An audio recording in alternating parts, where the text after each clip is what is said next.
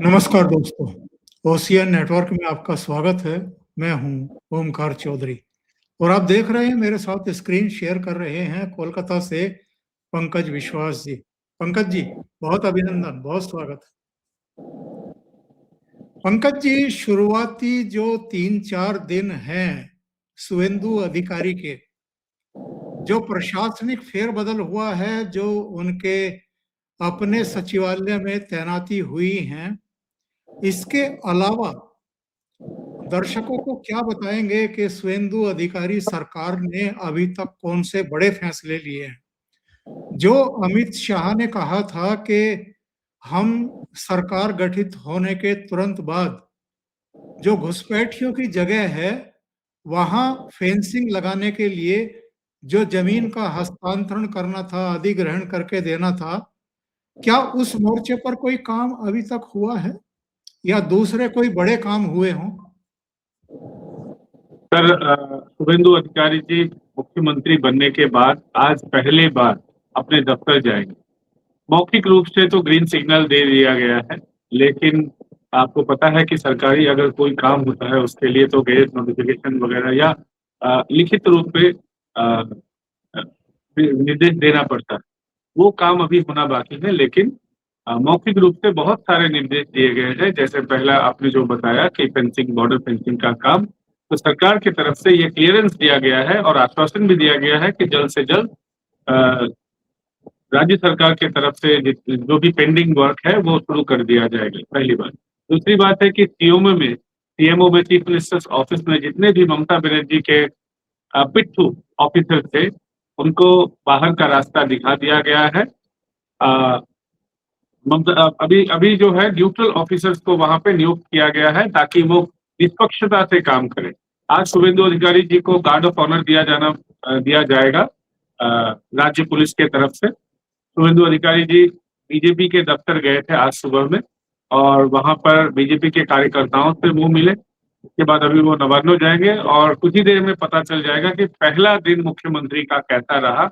मुख्यमंत्री कौन से बड़े बड़े फैसले लेंगे, क्योंकि आज पहली कैबिनेट का बैठक होगा। आज थोड़ी ही देर में वो शुरू हो जाएगा बैठक। 5 मंत्रियों के साथ वो बैठक करेंगे। और आज इतना हमें पता है कि मंत्रिमंडल को बढ़ाने का जो फैसला आना बाकी है वो भी आज लिया जा सकता है। और सबसे बड़ी बात, शुभेंदु जी के साथ बीजेपी के जो राज्य सभापति हैं श्रमिक भट्टाचार्य, उन्होंने भी बहुत बड़ी बात कही है। उन्होंने थोड़ी देर पहले मीडिया के सामने कहा है कि ये जो नया सरकार बना है, ये नया सरकार किसी पार्टी का सरकार नहीं होगा, ये भाजपा सरकार नहीं है, ये पश्चिम बंगाल सरकार है, ये वेस्ट बंगाल गवर्नमेंट है। और पार्टी चुनाव के पहले पार्टी ने जो जो आश्वासन लोगों को दिया था, जनता को दिया था, जो मैनिफेस्टो में था, पार्टी सरकार को बताएगी कि इसको लागू करना है। लेकिन सरकार क्या क्या लागू करेगा, किस तरीके से लागू करेगा, वो सरकारी फैसला होगा। हम सरकार को सुझाव देंगे, दबाव नहीं बनाएंगे, जिस तरीके से इससे पहले वामपंथियों के समय में जैसे हुआ या ममता बनर्जी के रेजिम में जिस तरीके से पार्टी और सरकार को मिला दिया गया था। पार्टी मतलब सरकार, सरकार मतलब ही पार्टी। ममता बनर्जी अपने पार्टी के फैसले नवान्नों से लेती थी। ममता बनर्जी पार्टी का प्रेस मीट नवान्नों से करती थी। श्रमिक भट्टाचार्य ने कहा कि अब ऐसा नहीं होगा, पार्टी का फैसला पार्टी के दफ्तर से लिया जाएगा। अगर पार्टी की कुछ अपेक्षाएं हैं सरकार से तो वो सरकार को बताएंगे, मुख्यमंत्री को बताएंगे, लेकिन फैसला मुख्यमंत्री को ही लेना है। ये एक बड़ा अच्छा बदलाव मुझे लगा। पंकज जी, अभी भट्टाचार्य का एक बयान और आया था। उन्होंने जब प्रेस कॉन्फ्रेंस की थी तो कहा था कि लंबी लाइन लगी हुई है भारतीय जनता पार्टी के दरवाजे पर और हमने कुछ मेरिट तय की है कि किसको लेना है, किसको नहीं लेना है। एक समय था जब भारतीय जनता पार्टी नेतृत्व ने इन लाइन लगाने वालों को सबको भर्ती कर लिया था। शायद तब उनकी मजबूरी रही होगी, क्योंकि तब उनके पास संगठन भी नहीं था, कार्यकर्ता भी नहीं थे, अलग अलग जिलों में कुछ चेहरे भी नहीं थे। लेकिन आज की तारीख में तो जो श्रमिक भट्टाचार्य ने कहा है कि लाइन लगी हुई है, लेकिन हमने मेरिट तय की है कि हम किसे लेंगे और किसे नहीं लेंगे। तो ऐसे कौन चेहरे हैं बड़े चेहरों में भी कोई है क्या टीएमसी के या दूसरे दलों के जो आने के लिए मरे जा रहे हैं अब, चूंकि सत्ता बीजेपी के हाथ में आ गई है? सर, टीएमसी के लोग तो ये भी बोल रहे हैं कि अभिषेक बनर्जी आने को तैयार है। इसमें कितना सच है, कितना फसाना है, ये तो मुझे पता नहीं। लेकिन ये सच है कि बहुत सारे टीएमसी के विधायक, एक रिपोर्ट के अनुसार 45 विधायक आने को तैयार है। अगर ऐसा होगा तो टीएमसी पार्टी अपने विरोधी, जो उनका तकमा है वो भी चला जाएगा। लेकिन जितने भी दागी लोग हैं जिनके खिलाफ गंभीर आरोप है, सबसे बड़ी बात है कि बीजेपी के कार्यकर्ताओं के उत्पीड़न का जिनके ऊपर आरोप है उनको नहीं लिया जाएगा, ऐसा भारतीय जनता पार्टी की तरफ से बताया जा रहा है। और जिनके खिलाफ पीएमएलए केसेस है या पैसे इधर उधर करने का, कट मनी सिंडिकेट चलाने का आरोप है जिनके ऊपर, टीएमसी का तो कोई भी दूध का धुला तो है नहीं। लेकिन फिर भी जिसके ऊपर बहुत ज्यादा आरोप नहीं हो, खास करके बीजेपी कार्यकर्ताओं को उत्पीड़न का मामला जिनके खिलाफ ना हो और जिनके खिलाफ मनी लॉन्ड्रिंग के केसेस ना हो, उनको लिया जा सकता है। लेकिन अभी किसी को नहीं लिया जाएगा, कम से कम 2-3 महीने के पहले ज्वाइनिंग प्रक्रिया शुरू नहीं होगी, ऐसा बीजेपी ने बताया है। और इसके लिए कमिटी भी पहले से ही थी, वो कमिटी अभी भी फंक्शनल है, जिसकी मुखिया लॉकेट चैटर्जी जी। तो बहुत सारे लोग अलग अलग स्तर के बीजेपी नेताओं को फोन करके उनको मनाने की कोशिश कर रहे हैं, उनका हाथ पांव पकड़ रहे हैं। लेकिन कोई अच्छा भी हो या बुरा भी हो, किसी का अभी ज्वाइनिंग नहीं होगा। जैसा कि आपने बताया 2021 के पहले दिलीप घोष के टाइम पे एक मास ज्वाइनिंग हुआ था, उस समय मेला लगा था, योगदान मेला उसको यहाँ बोला गया था। तो उस मेले से तो अच्छा कितना हुआ, बुरा कितना हुआ, उसपे तो अलग अलग डिबेट है। लेकिन मुझे लगता है हाँ, कि सर उस समय वो मजबूरी भी था, क्योंकि बीजेपी के पास उस समय संगठन नहीं था। सबसे बड़ी बात है कि उस समय वामपंथी और कांग्रेस के पास 30-30 विधायक थे आसपास, किसी के पास 28, किसी के पास इस तरीके के 58 या 59 इस तरीके के विधायक थे, दोनों को मिला के। लेकिन उस समय बीजेपी को नैरेटिव बनाना था कि लड़ाई तृणमूल कांग्रेस के साथ बीजेपी की लड़ाई है, उसमें वामपंथी और कांग्रेसियों को उसमें आउट करना था। उस समय उस नैरेटिव को बनाने के लिए ये जरूरी भी था। हाँ, उस समय बहुत सारी गलतियां हुई, जैसे कि बहुत सारे कोयला माफिया उस समय ज्वाइन कर गए थे, बालू माफिया उस समय ज्वाइन कर गए थे, बहुत दागी अपराधी थे वो ज्वाइन कर गए थे। तृणमूल कांग्रेस के वो नेता, उन नेताओं को भी ज्वाइन किया गया था जो दिन रात बीजेपी के कार्यकर्ताओं के बिना पीटे उनका मन नहीं भरता था। तो उन लोगों को जी, भी लिया गया था, जिसके वजह से उस समय बीजेपी में भी एक नाराजगी थी। अभी जैसे बारासत के जो टीएमसी के प्रत्याशी थे, और उस समय सब्यसाची दत्ता उनका नाम है, पेशे से वकील थे, अभी तो फुल टाइम पॉलिटिशियन में थे। सब्यसाची दत्ता उस समय आए थे। सब्यसाची दत्ता वो किरदार है जो बीजेपी के वर्कर्स के ऊपर बहुत सारे वो टॉर्चर किए हुए हैं। तो अभी भी वो वापस आना चाहते हैं। उन्होंने खुद समीक भट्टाचार्य को फोन किया था, समीक भट्टाचार्य ने उसको एकदम पब्लिक रिवील कर दिया पब्लिकली कि वो आना चाहते हैं। 2 दिन पहले तक वो वहां के बीजेपी प्रत्याशी का वीडियो वायरल कर रहे थे बीजेपी की तरफ से, जिसको एआई वीडियो बताया गया है।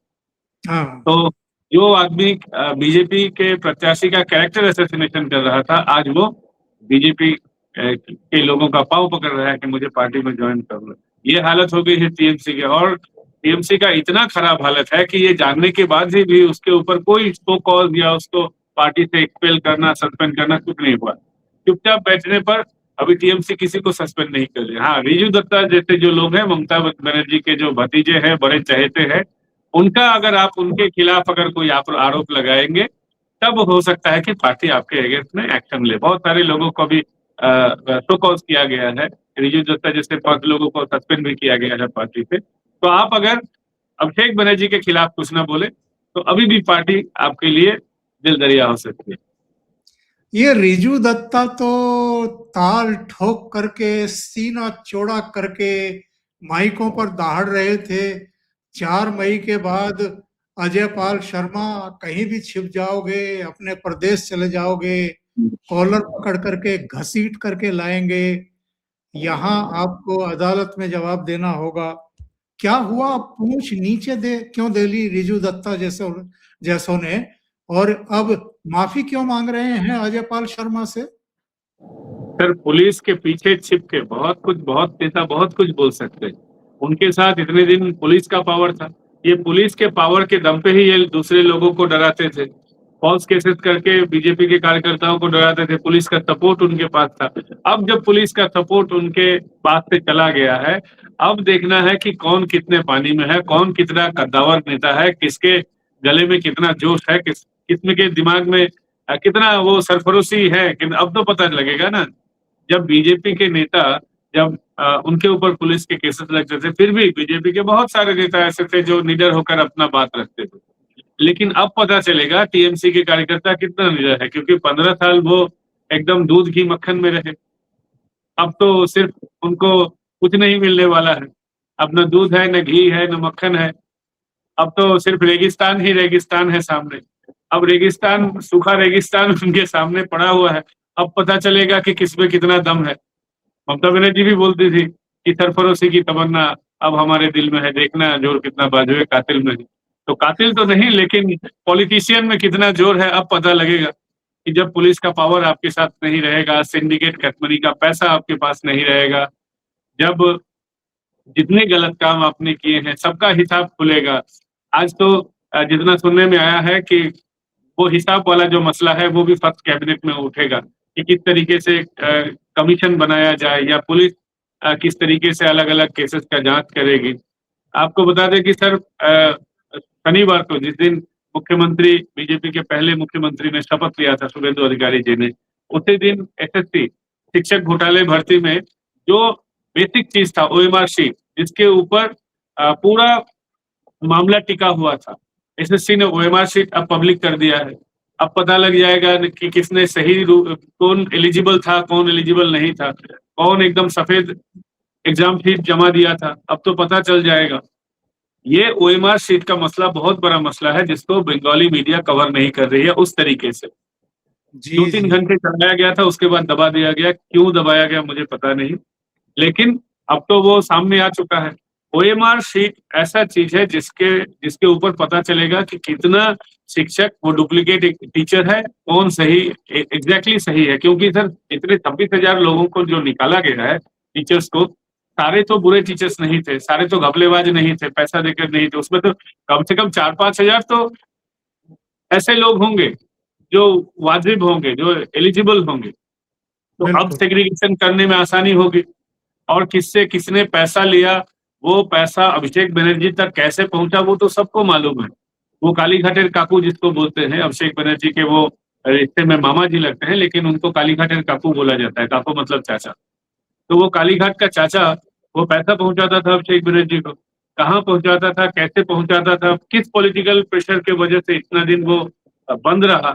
अब तो जनता बीजेपी से भी सवाल करेगी। अब तो सत्ता आपके पास में है, डबल इंजन आपके पास में है, अब पुलिस भी आपका, सीआईडी भी आपका, और सीबीआई भी आपका। अब कौन सी परेशानी है अभिषेक बनर्जी को गिरफ्तार करने में? तो अब बिल्कुल बीजेपी के ऊपर भी प्रेशर बनेगा कि जल्द से जल्द कार्रवाई हो, क्योंकि ये उनका तो चुनाव से पहले उन्होंने जनता को आश्वासन दिया था। अब जल्दी फैसला लेना होगा। जितने भी घपलेबाज है, जितने भी चोर उचक्के बीजेपी को जिन लोगों ने सताया, आम आदमी को जिन लोगों ने सताया, जिनसे पैसा उठाया, इन लोगों ने करोड़ों की संपत्ति बनाई। सर, एक बड़ा आपको मैं बात बताता हूँ, ये डायरेक्ट अभिषेक बनर्जी से जुड़ा हुआ है। अभिषेक जी बनर्जी और ममता बनर्जी के घर के बीच में एक दुकान है जिसको अभिषेक हार्डवेयर कहते हैं। वो उनके पिताजी चलाते हैं, ऐसा ऑन द पेपर।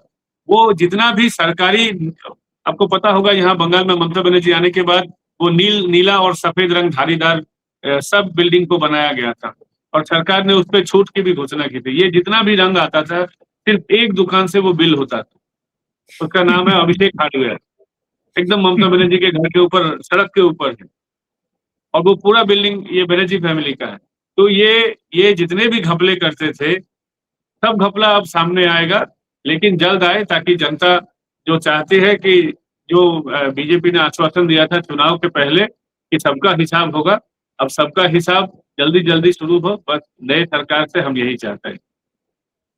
अच्छा, ये बताइए, ये क्या कंट्रोवर्सी शुरू हो गई है कि शुभेंदु अधिकारी ने कार्यकर्ताओं से कह दिया कि मैं सबका मुख्यमंत्री हूँ, हर जगह जय श्री राम के नारे मत लगाओ, ये सही जगह नहीं है नारे लगाने की। मेरे विचार से तो एक समझदारी भरा बयान है, क्योंकि गुरु रविंद्रनाथ टैगोर के शायद वो निवास स्थल गए थे और वहां पर कोई कार्यक्रम था, तो वहां भी जोश में आकर के बीजेपी के कार्यकर्ताओं ने, उनके समर्थकों ने जय श्री राम का नारा लगाया।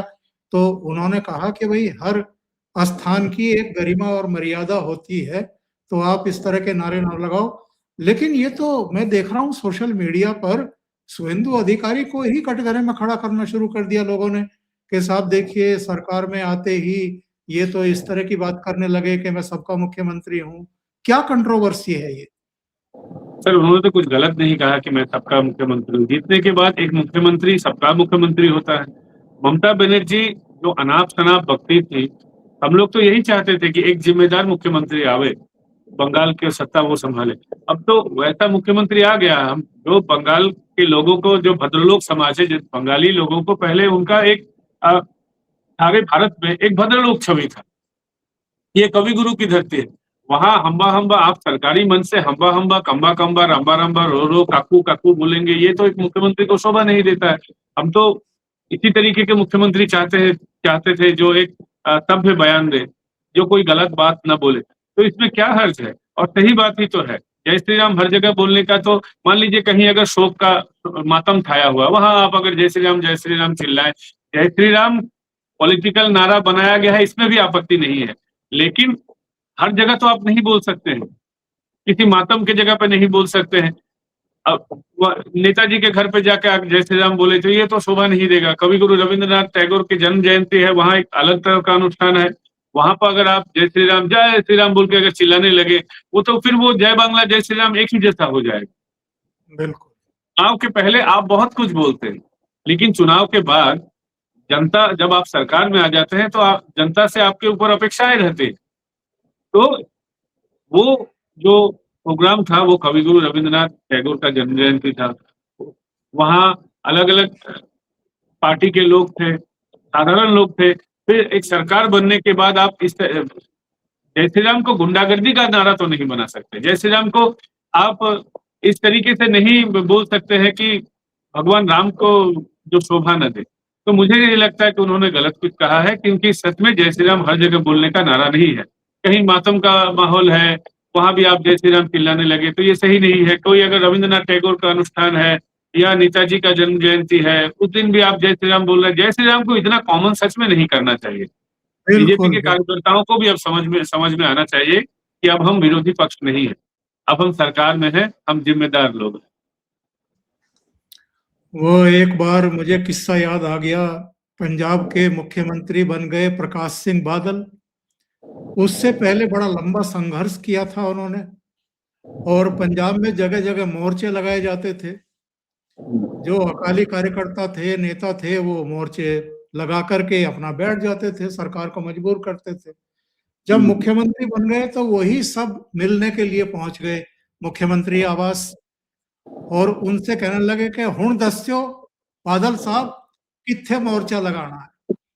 तो उन्होंने हंस करके कहा कि भैया अब तो सत्ता में आ गए, अब मोर्चे नहीं लगाना है। तो ये वैसा ही हो रहा है यहाँ पश्चिम बंगाल में। और एक अच्छी सूचना ये है, कार्यक्रम के आखिर में उसको मैं साझा कर लूं दर्शकों से, कि जो शुभेंदु अधिकारी के पीए की हत्या की गई थी 6 मई को, तो रथ के जो संदिग्ध हत्यारे हैं वो बंगाल पुलिस ने गिरफ्तार कर लिए हैं। एक अयोध्या से गिरफ्तार हुआ है और 2 बक्सर बिहार से गिरफ्तार किए गए हैं। इनमें एक शार्प शूटर है जो बलिया का रहने वाला है, जिसको अयोध्या से गिरफ्तार किया गया है। मुझे लगता है कि जिस तरीके से कार्रवाई हो रही है दोषियों पर, न केवल रथ के हत्यारे, बल्कि जिन्होंने कानून व्यवस्था को अलग अलग जगहों पर अपने हाथ में लेने की कोशिश की है, उन पर शिकंजा कसने का समय आ गया है। पंकज जी। जी सर, जरूर। क्योंकि बीजेपी तो चुनाव के वक्त बीजेपी का जो जनता को उन्होंने जो आश्वासन दिया था, उसमें तो एक सुशासन भी था। क्योंकि महाजंगल राज प्रधानमंत्री नरेंद्र मोदी जी ने भी कहा है, अमित शाह जी ने भी कहा है, शुभेंदु जी ने भी कहा है कि बंगाल में महाजंगल राज जो चल रहा है उसको खत्म करना है। और यहाँ की पुलिस इतने दिनों तक सब जानते हुए भी चुपचाप रहती थी, क्योंकि टीएमसी का प्रेशर था। और सबसे बड़ी बात है कि जितने भी लेफ्ट के जमाने के बड़े बड़े गुंडे थे, सब टीएमसी के कोई विधायक, कोई चेयरपर्सन इस तरीके का बन गया था। जितने भी गुंडे थे, गुंडा तो नेता बन गए थे। और नेतागिरी के चोला ओढ़कर वो गुंडागर्दी करते थे, लेकिन पुलिस कुछ नहीं कर पाती थी। अब तो वो सरकार रहा नहीं, अब नया सरकार है, नए लोग हैं, तो पुलिस को भी नए सरकार के तौर पे एक्ट करना पड़ेगा। और ये शुरू भी हो गया है, अलग अलग जगहों पे जितने भी गुंडागर्दी करने वाले लोग हैं, सबके खिलाफ एक्शन प्लान शुरू हो गया है। और मुझे लगता है कि पहली कैबिनेट में भी इसका जिक्र होगा, जैसा कि पता चल रहा है सोर्सेस से, बीजेपी के सोर्सेस से, कि आज ही एक्शन प्लान एक शुरू कर दिया जाएगा। और यहाँ की पुलिस ने भी बोला है कि कोई अगर किसी तरीके का आपराधिक प्रवृत्ति करने का सोचेगा तो अब कड़े से कड़ा एक्शन होगा। और बीजेपी के नेताओं ने भी बोला है कि जितने भी एग्जिस्टिंग केसेस हैं टीएमसी के लोगों के अगेंस्ट में, वो भी धीरे धीरे खुलने लगेंगे। इससे पहले उनके ऊपर एफआईआर होते थे, लेकिन एफआईआर दबा दिए जाते थे। अब वो नहीं होगा। अब एक न्यूट्रल गवर्नमेंट है, किसी के भी खिलाफ अगर आप आरोप हो तो उसके खिलाफ एक्शन होगा। आपको पता होगा सर कि बीजेपी का चोला ओढ़कर कुछ लोगों ने टीएमसी के लोगों को मारना पीटना शुरू कर दिया था। उसमें एक 2 नंबर में बीजेपी, ओरिजिनल बीजेपी के भी लोग थे और वो भी लोग थे जो 4 तारीख के बाद बीजेपी बने। बहुत सारे लोग गिरफ्तार हुए हैं जो बीजेपी के ही कार्यकर्ता बताए जा रहे हैं। कुछ एक्चुअली है, कुछ फैक्चुअली है, कुछ सही में नहीं है। वो बोल रहे हैं कि हम अमुक तारीख से बीजेपी करते थे, तो अमुक तारीख से बीजेपी करते थे, लेकिन जो candidate are actually not BJP. तो जो भी हो, बीजेपी हो, नॉन बीजेपी हो, सबको अंदर किया जा रहा है। अभी अगर कोई भी किसी तरीके का आपराधिक प्रवृत्ति करेगा तो सामयिक भट्टाचार्य ने भी कहा है कि वो बीजेपी का हो या ना हो, इससे कुछ फर्क नहीं पड़ेगा, सबको गिरफ्तार किया जाएगा। बहुत सारे बीजेपी के कार्यकर्ताओं के मन में आक्रोश है कि जब न्यूटन थर्ड लॉ प्रयोग करने की बारी आई, जब मिडनाइट ट्रीटमेंट की बारी आई, तब हम लोगों का हाथ रोक दिया गया, हम लोग स्टॉप कर दिए गए। लेकिन फिर भी क्योंकि ये एक बीजेपी जो सारे भारत को इनको जवाब देना पड़ता है, ये एक नेशनल पार्टी है, पूरे देश को जवाब देना होता है। अगर कुछ गलत काम ये करे तो उसका पूरा देश में और बीजेपी का छवि खराब होगा। इसी की वजह से जो अभी पुलिस है वो न्यूट्रली काम कर रही है, और मुझे लगता है कि आने वाले दिनों में भी ये पुलिस न्यूट्रल ही रहेगा। इस जनता तो बीजेपी सरकार से यही उम्मीद करती है। केंद्र से कहा गया था कि जो हिंसा शुरू हुई है, ठीक है, अतीत में बहुत बुरा वक्त झेला है बीजेपी के कार्यकर्ताओं ने, नेताओं ने, लेकिन ऊपर से कहा गया कि इस हिंसा को रोका जाए। और आपने महसूस किया होगा 24 घंटे के भीतर बंगाल में वो हिंसा रोक दी गई थी। लेकिन आज सबकी निगाहें रहेगी सुवेंदु अधिकारी सरकार की पहली कैबिनेट बैठक पर और उसमें लिए जाने वाले महत्वपूर्ण फैसलों पर। तो पंकज जी, अगर कुछ ऐसा होगा तो फिर आपसे शाम को संपर्क करेंगे। अभी के लिए आपका बहुत धन्यवाद, आपने इतना समय निकाला और अपडेट किया। Thank you so much. नमस्कार। ठीक है।